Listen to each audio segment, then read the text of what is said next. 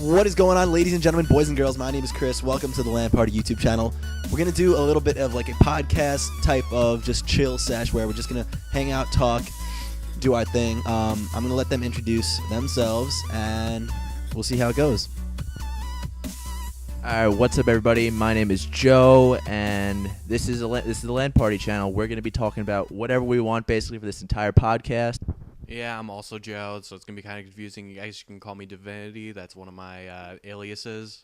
Okay, so basically, if we like this and we continue to do this, it might be something that you can look forward to regularly on the LAN Party YouTube channel. If a party happens and everyone's too drunk to remember, did it still happen? So that actually kind of makes me think about a really good kind of topic of discussion. What do you guys think about? I mean, obviously, you neither of you are in a fraternity, right? But you know, I'm in something that has Greek letters. So it's like an academic. Yes. Okay.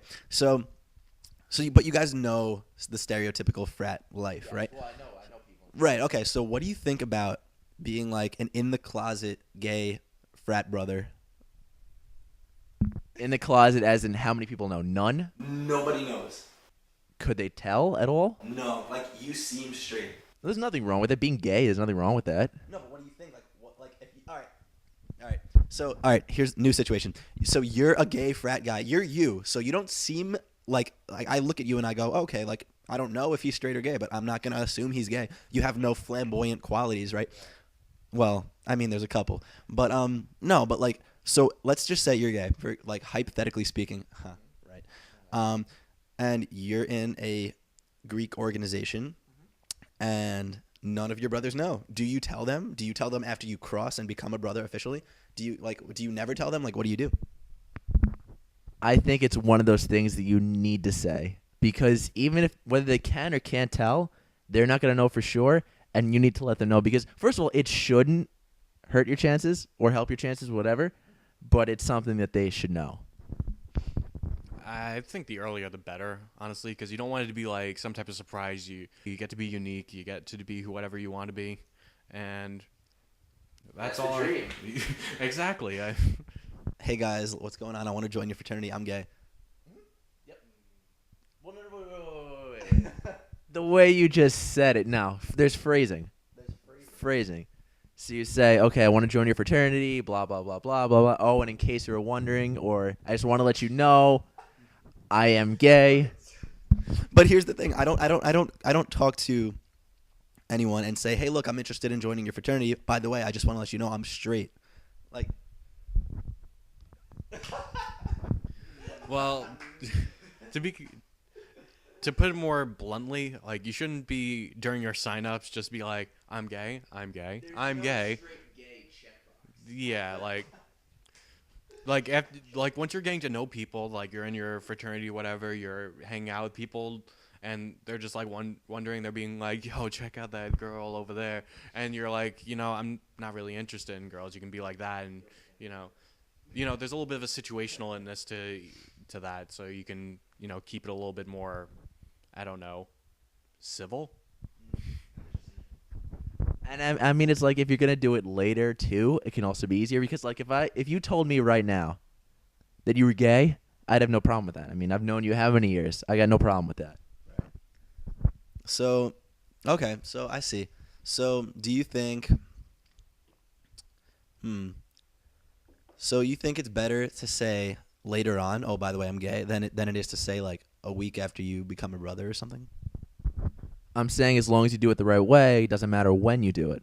But to Joe's point earlier, is better. I'm just saying you don't open the door with it. While you're walking in, maybe you slip a hint or, let them know. Just keep them knowledgeable, to say the least. Maybe you give them a pamphlet or a brochure. Oh God. So I just wanted to, because speaking of slipping things in, it's a little bit of a subject changed, but yeah, like every time I talk, because I like to keep it dynamic here. But have you guys heard about the whole Sam Pepper thing on YouTube? He's the guy that looks like a complete whack job, isn't he? I think he does look like a complete whack job. I've seen pictures, but I don't know. Yeah, I don't know what you classify as a complete whack job. There, I've never seen anybody like him. there was this whole big thing where he apparently a girl claimed that he anally raped her, and made an anonymous video about it online and got like hundreds of thousands of views and all these comments saying, "Oh, Sam Pepper is a pedo. He's a total asshole. He uses girls. Blah blah blah." Another girl came out and said like this whole other story about how he took her to a movie, and then when he made advances on her, and when she denied him, he left, and like, you know, just totally just start bashing him and stuff. And the whole YouTube community is up in arms about Sam Pepper and how he mistreats women. You guys didn't hear about that at all? You've heard about it? What you have? Expound. Like I've heard that story. Yeah. Honestly, I'd be in the side of the girl because it's in that era of people that have been very discreet about their rapes and whatever.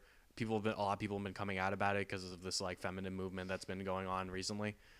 So if she came out about it only recently, I could understand that it's something that she would want to do. You know, it's a very big thing for a girl to come out about her being raped because it's her privacy, and also it changes the way people view her. I don't remember how big the fan base is for Sam Pepper. Gotta be a couple million. Yeah, because if that's why it's becoming such a big deal on YouTube, hopefully they just resolve it in a peaceful manner. Have the YouTubers taken a stand here? Yeah, I believe Machinima Respawn actually posted a video. I don't know who exactly was in the video.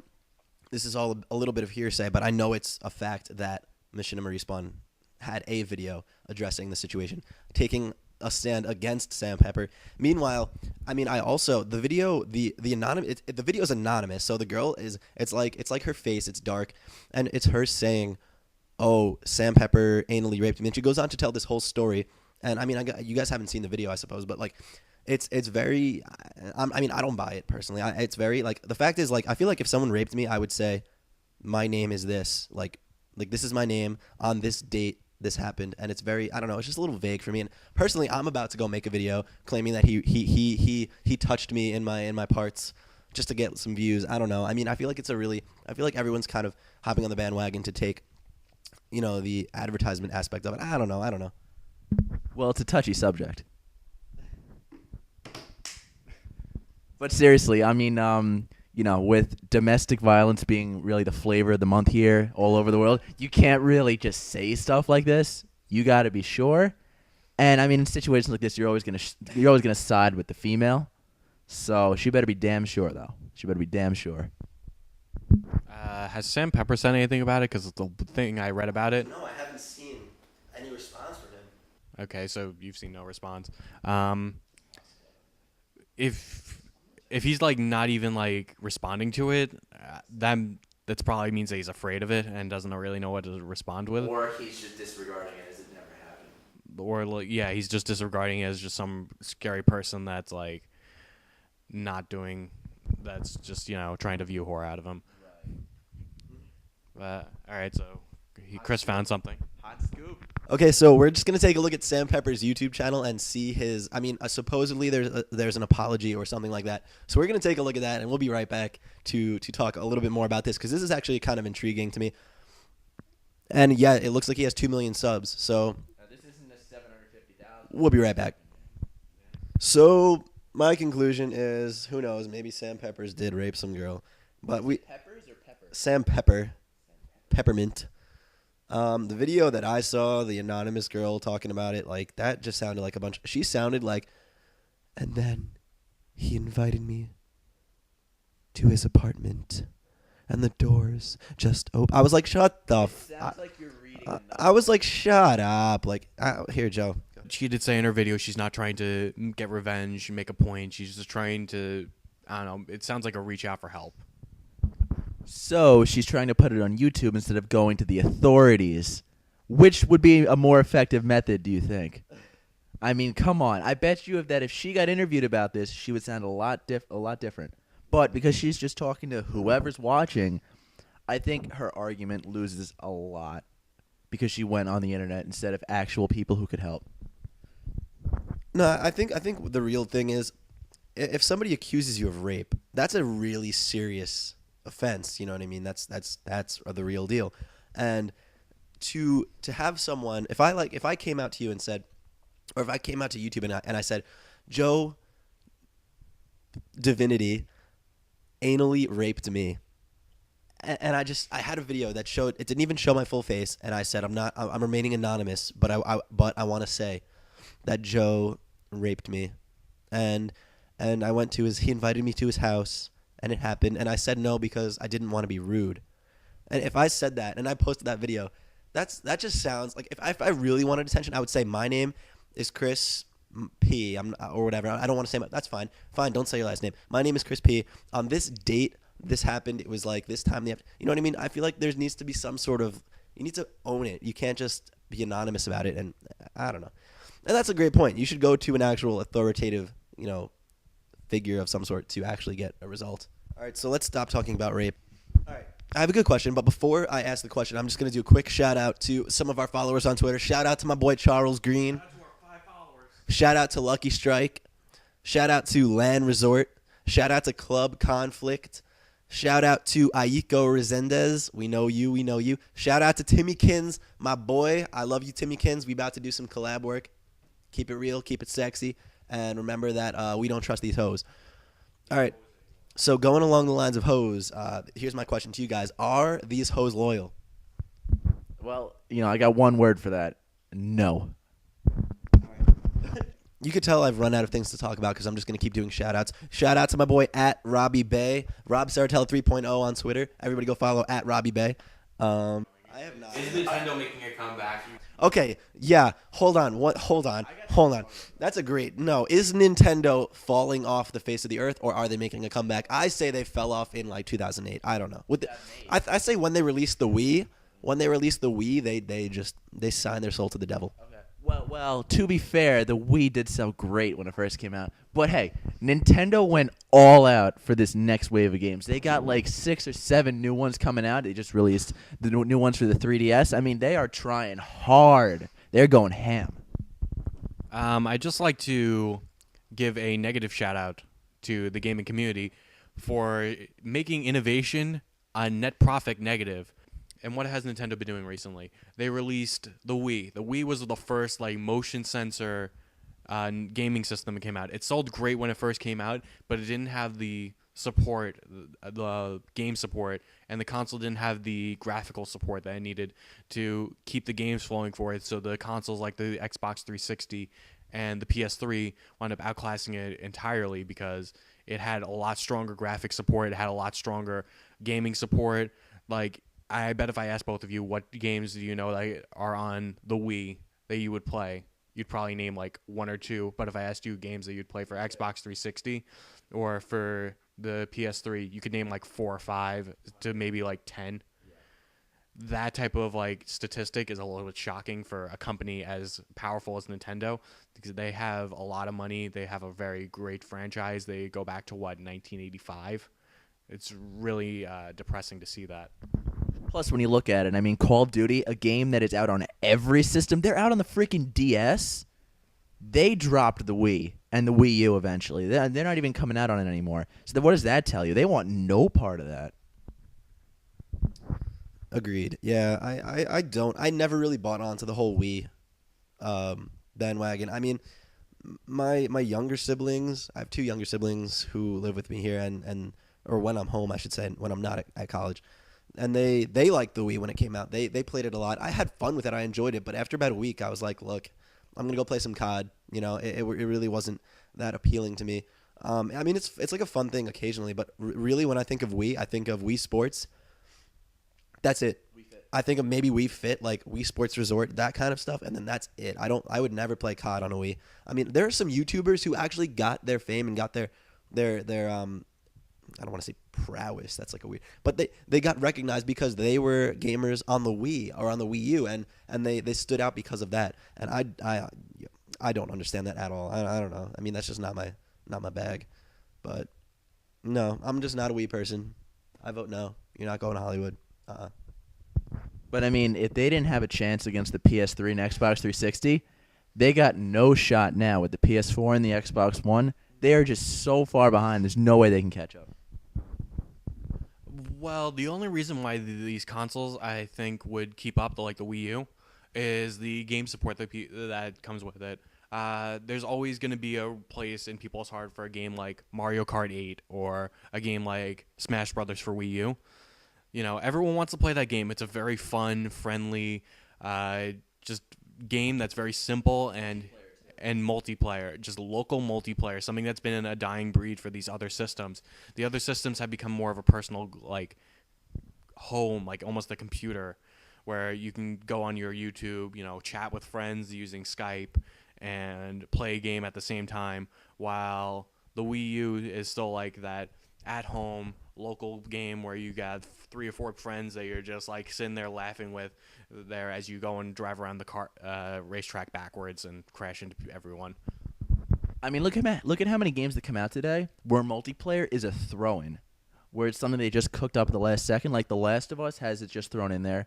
Uncharted, when it came out on the PS3, that just had it thrown in there. A lot of games now just have multiplayer for the sake of having it. It's like, oh, you like this game by yourself, you'll probably like it with friends. But when you do that, you force it, and you won't. Nintendo just builds it in because they know people will like it, they know people will play it, and it works. I mean, when I think of Nintendo, because here's the thing. Here's the one major plus that I will give Nintendo. Let's say we're sitting here right now, the 3 of us. I'm not gonna pop in Destiny to play Destiny when you're here, because what are you gonna do? Watch me play? We're gonna pass the controller around. It's really that type of game does not lend itself to an in-room multiplayer. If I have controller, if I have like, you know, 3-4 guys sitting around like and we're just like, yo, let's just bro down, let's play some video games. I'm not gonna pop anything into the PlayStation 4. Actually, what I'm gonna do is probably whip out like somebody's GameCube or something and play some Mario Kart, play some Super Strikers, something like that, where everyone can all get in on it and get involved and have a good time. And I mean, something like Destiny, something like Halo, something like Call of Duty, split screen is obviously an option in Call of Duty, but who would ever, like, I would use split screen if I was absolutely you have to have me at gunpoint to make me do split screen. Get out of here. Just leave. Like, go at. Oh, you've used. I mean, everyone's used it, and I mean, I don't like it personally. So I mean, I think I'll give Nintendo that they have that ability to cater to when you have a group of friends over. Like, you're gonna play Smash, you're gonna play Super Strikers, you're gonna play Mario Kart, and you know, I'll give them that. That's definitely a big plus, and I think that's what's like holding them on for dear life. I don't think attacking it from a multiplayer like aspect is really gonna help them as much, because if I'm thinking multiplayer, I'm popping in the PS4 or even the Xbox, hands down. I'd like to say, back to the innovation point I was making earlier, the Wii U is actually trying to make internet more of a point. Smash Brothers for Wii U, that's going to be coming out soon, is trying to make it a multiplayer-based game. I know the Smash Brothers for 3DS, which I have right over there, has internet capabilities. I can go home, go on for glory, you know, show people that I'm the best Smasher out there. And, you know, I get to have fun like that when I don't have any friends around that have a 3DS and a Smash Brothers. Yeah, and if I don't have friends, it's a common problem in America. And continuing with the innovation.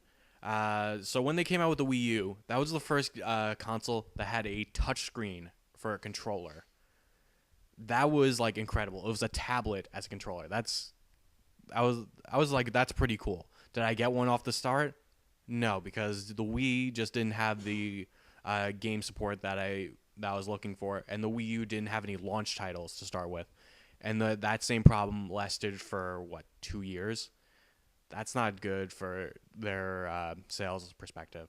So that's why they started like shelling out a lot of games very quickly now. They came out recently with Hyrule Warriors, which is, I've heard, an amazing game. You know, their research and development for that was probably for a couple years. That's why it's such an amazing game. And it's a shame that the game didn't come out faster. But then again, they didn't want to decrease the quality of the game just to get it out quicker, as opposed to systems like the Xbox and with just Microsoft in general, who rushed Titanfall. And that game actually is now tanking because of it. Of course, it sold really well at the start because it was that also looking for a COD killer. Everyone's trying to do that. And the game had multiplayer at first. That was the purpose of it, you know, and you had that fast movement, fast kill type of orientation to it, and it tried to be that type of COD killer, and it was successful for a little bit. You know, everyone was buying into that, but people then saw like the flaws in it. The game was like half made. It seemed like the balancing wasn't really done right on it. You could tell that there were some issues with where the game was going. The single player on it is just a rehashed version of multiplayer, which is a no-go. You cannot do that in a game and have people enjoy it. People want to have that single player experience, especially with games like COD 4 and Modern Warfare 2 having amazing storylines that people remember. People always remember that moment in Rust where you're holding the gun up to Shepard and you get that final kill and you're like, yes, awesome, finally. That game doesn't have that. And going back to Nintendo doesn't really do that, but they have those recurring characters. They have Mario, they have Peach, people that you can relate to. You'd be like, oh my god, from my childhood, I love that character. I'm gonna go play that when I get into this game. And that's what gets people to draw back to their games, while Microsoft is kind of like forcing people to get that new multiplayer experience out as quickly as possible, and it's starting to become half-assed. And then that actually brings me to something that I wanted to talk about, which is the economy aspect. I mean, if you're rushing out these games like this that are not finished products, I'm not going to pay $60 for it, because $60 is the norm now. You go into GameStop or whatever, there's just walls lined up of $60 games. So you really got to shell out a couple bucks to get a new game. If I'm getting a game and I'm getting great multiplayer and then little to no single player, I don't want it. You gotta, if you know these games are rushed out and they're not as good, sell them for cheaper. I realize you need to make up for what you spent, but come on, you gotta show the customers some love here. If I'm buying a $60 game, I want a crap load of value and entertainment out of it. It's something I gotta remember for a while. I mean, I heard that the guys who made Destiny spent $500 million on their budget. I mean, you gotta make a pretty damn good game for that to happen. And I mean, look, early reviews were great, but it's a lot of little things just jammed together, and a lot of it doesn't gel. A lot of it's amazing, but, you know, again, are you going to pay $60 for that? Nintendo can afford to do that because they got the stuff you love. People are going to pay $60 to play as Mario or to play Smash Brothers, but are people going to pay $60 for single player and no multiplayer, or multiplayer and no single player, or just half and half, and neither is good? You know, it comes down to what are you going to pay for, and they don't realize that. Realize whatever we make, we're going to charge $60 for it. They're going to buy it because the hype. And a lot of next-gen games are not living up to that hype. Right. I mean, and that's something that things just like this right now, these types of videos, these types of talks, or even just regular commentated YouTube videos, the marketing, you know, offices, let's just say, or departments for video games and different gaming, studios, they look at this stuff as a method of advertising. They look at all of these gaming videos that are out there, and they say, if we can win over the masses, or win over a small portion of the masses who then deliver the message across the internet, that's a huge marketing strategy. And I mean, looking at Destiny, and this kind of goes into like my leading idea here, which is, when you have a video game, is it more important to create such a big hype to get huge launch sales, or is it more important to have a better quality game and sacrifice potentially some of your launch sales? Do you think that a lot of these game developers out there, such as Bungie, for example, care about having the best quality game on the market that people are going to continue to play, or do they just want to hit or miss in terms of launch sales? Do you think it's more economically feasible for them to do that? And I mean, you have series, like going back to the whole Mario statement, that's why you have series like Call of Duty and Halo, where people will come back and buy those games regardless, like zombies, just because it's that name, you know? So when you see Mario, you're like, Mario's in a video game, I'm going to shell out $60 for it. Oh, it's Call of Duty, I'm going to buy that. Oh, it's Halo, I'm going to buy that. You have games like Destiny that come out of nowhere, except for the whole Bungie aspect. People see Bungie and they might, know, oh yeah, Bungie, let's go. But I mean, that just goes to show you the market. It's such a long-term market that you have these games that have been out for a long time that they get to a certain point where maybe they don't need to worry about having a high-quality game. Maybe they just need to worry about launch sales. And I think Call of Duty, honestly, like, there's no secret that Call of Duty games now just don't have because what do you play Call of Duty for? Multiplayer. The multiplayer in the Call of Duty games, I mean, in my general opinion, and I feel like a lot of people will agree with me, is that it's been here since like COD 4. The quality has been here, and it's just gone all the way down ever since. I mean, I think Black Ops 2 was the last decent multiplayer Call of Duty game since like Modern Warfare 2. And I know a lot of people like Black Ops 1 as well, but I mean, personally, I didn't. But I just feel like there's a general decline overall in the overall trend. And I feel like maybe it's just not even economically feasible for them to put in so much effort into making the multiplayer better when they could just continue to put out this same game over and over and continue to make money and maybe even more money each year. So who knows? It might not even be worth it for them. This is why it's so important to take the time to make your game perfect. South Park, The Stick of Truth, how many times was that pushed back? So many times because they wanted to make it perfect. And how did the game turn out? I don't know if either of you two played it, but that was an amazing game. You were literally playing an episode of South Park. And, I mean, it just goes to show you, when you really put the effort in and you just tell people, look, we're going to push this back, but it's going to be worth it because we're making this game perfect, you can really put out a great product. I actually have the opposite of that statement. I don't know if you guys have heard about the game Duke Nukem Forever. I believe that game was pushed back 10 years. And the game still turned out trash. If you go to the GameStop by us right now, you can find it in the less than $5 section over there as a new game. And that game was still kind of trashy. But going back to what Chris was saying about the cycles that have been going on for these games, Call of Duty has been rehashing their formula for the last 8 years, I'd say. That may be a little bit of an overestimate. If you look at what they've developed and what they've liked out of it, what people have been like, this was definitely an improvement for what the system was. You'd find something very interesting. You'd see that if you start with COD 4, go to World at War. They added tanks and they added a lot of things that people didn't like. Okay, that game did not work. Okay, they go back to MW2. They took away the tanks. They added more perks. They added more customization. They changed a little bit of the system a little bit, and that wound up being one of the higher-ups of the system besides the whole new tubing fiasco, which wasn't really their fault. It was just, people exposing their system, and then the support for the game running out because they were doing the 2-year cycle thing. The next game that came out was Black Ops 1. Black Ops 1 took away all the World at War features that they didn't like. They added the dolphin diving aspect, which was really cool.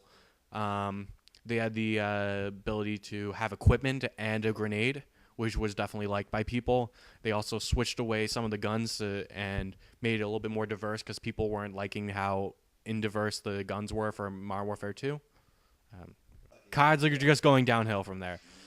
If you go with Mario's, though, you can go from Super Mario 64, go to Super Mario Galaxy. Those games have drastically different features and drastically different environments and different ways that they're experienced. You can at least talk about the differences between them. Look, they say sex sells. Mario sells. Call of Duty for a while sold. Right, for a while. Look, yeah, I'm going to get it too. Look, you get something that's good. As long as you work it and you don't overwork it, it'll sell. But, if you get into the yearly cycle where it's we have to put out a game every single year, your quality's going to start to go down. But if you're coming out with the Batman games, they kind of spread them out a little bit as far as today's games go. Right, obviously. But you could see that the games got better and better, obviously, until the last one. But then the next one's going to be really good, and that's taking a while. You don't have to push the issue. We love the games. We're still going to love the games as long as you put the time in and make them look good, not just, hey, let's take this, change it up a little bit, and market it as a new game. Otherwise, that's not going to fly, and you're not going to sell. Absolutely. But, I think the moral of the story here is I'm still going to buy Call of Duty. Yeah, me too. Fuck it. I'm still going to buy Call of Duty. I don't care. In a bucket. And closing statements. All right. I haven't been buying the last 2 Call of Duties, so screw you too. Yeah. And I'm probably going to be buying a Wii U once Smash Brothers comes out because I feel like the game has enough support to make it worth my time. I mean, basically, the whole video game industry is a balancing act. You got to balance the cost with the entertainment. I mean, are you going to pay for a good time, or are you going to pay for something you're going to wind up wasting your money on? You got to figure out what's worth it for you. Basically, let's just end it here. Thank you guys for watching the LAN Cast. No, I don't know. Wow, we're working on a name. We're working on a name. If you enjoyed this obnoxiously long video, go ahead, leave a like or a comment down below. If you agree or disagree with some of the points that you heard, let us know on Twitter at LANPartyNY. Let us know on, hey, hit us up on Twitch, LANPartyNY, and drop it down in the comments below. Send me a private message. Send us a private message. I don't know. You do you. We will see you next time. Thank you guys for coming to the LAN Party. Keep it sexy.